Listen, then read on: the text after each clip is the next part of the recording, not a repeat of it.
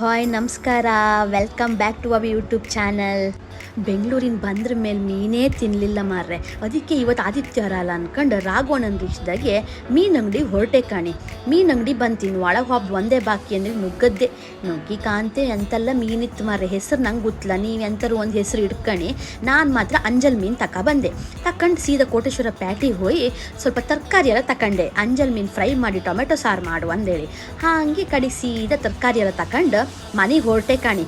ಮನೆಗೆ ಹೊರಮೇಲೆ ಹಾಗೆ ಅಮ್ಮ ಪಟ ಪಟ ಮೀನು ತೊಳಿ ನಾ ಖಾರ ಹಚ್ಚುತ್ತೆ ಅಂದೇಳಿ ಮಸಾಲೆ ಎಲ್ಲ ಕಡ್ದು ಖಾರ ಹಚ್ಚು ಶುರು ಮಾಡಿದೆ ಕಾಣಿ. ಬಾಯಾಗೆಲ್ಲ ನೀರು ಬತ್ತೆ.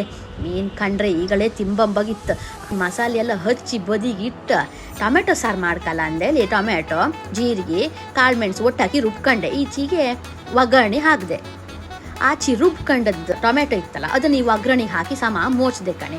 ಆಮೇಲೆ ಸ್ವಲ್ಪ ಸಾರಿನ ಪುಡಿ ಹಾಕಿ ಹಾಗೆ ಸ್ವಲ್ಪ ರುಚಿಗೆ ಬೆಲ್ಲ ಹಾಕ್ಕೊಂಡು ಕುದಿಸ್ದೆ ಕಣೆ. ಆಮೇಲೆ ಲಾಸ್ಟಿಗೆ ಕೊತ್ತಂಬರಿ ಸೊಪ್ಪು ಹಾಕಿ ಗ್ಯಾಸ್ ಆಫ್ ಮಾಡಿದೆ. ಆಮೇಲೆ ಈಚೆಗೆ ಮೀನು ಮಸಾಲೆ ಹಚ್ಚಿಟ್ಟಿನಲ್ಲ ಅದನ್ನು ಫ್ರೈ ಮಾಡಿ ಬಟ್ಲಿಗೆ ಹಾಕ್ಕೊಂಡು ಬ್ಯಾಟಿಂಗ್ ಶುರು ಮಾಡಿದೆ ಕಾಣೆ. ಆಹಾ, ಒಂದಲ್ಲ ಎರಡಲ್ಲ ಎಷ್ಟು ಮೀನು ತಿಂದರೂ ಸಾಲ ಮಾರ್ರೆ, ಮತ್ತು ಬೇಕಂಬಾಗತ್ತೆ. ಇವತ್ತಿನ ವ್ಲಾಗ್ ಮುಗೀತು. ಇಷ್ಟ ಆದರೆ ಲೈಕ್ ಮಾಡಿ, ಶೇರ್ ಮಾಡಿ, ಸಬ್ಸ್ಕ್ರೈಬ್ ಮಾಡಿ.